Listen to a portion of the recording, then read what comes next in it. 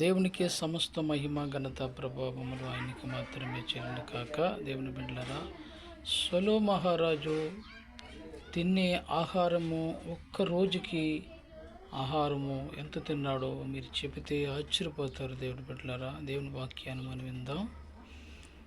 మొదటి రాజుల గ్రంథము 4వ అధ్యాయము 22, 23 వచనాల్లో సొలో మహారాజు తినే ఆహారం ఎంత తిన్నాడో ఒక రోజుకి వాక్యాన్ని మనము విందాము. దేవుని బిడ్డలారా,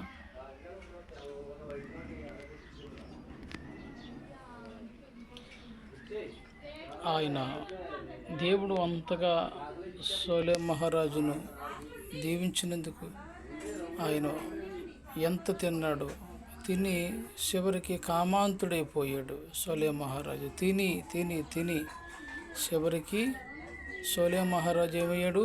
కామంతుడైపోయాడు. దేవుని బిడ్డలారా, కానీ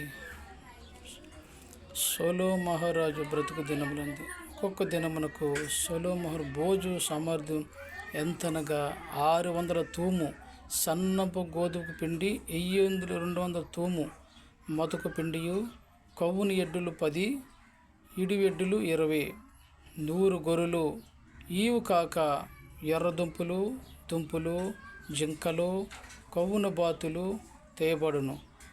దేవుని బిడ్డలారా, ఎంత తిన్నాడు? చివరికి తిని సొలో మహారాజు కామంతుడైపోయి దేవుని సన్నిధికి దూరం అయిపోయాడు. దేవుని బిడ్డలారా, దేవుని సేవకులారా, సేవకురాలారా, దేవుని బిడ్డలారా, తిండికి కుక్కుర్తి పడకూడదు. తిండి తిని దేవునికి దూరం అవ్వద్దు.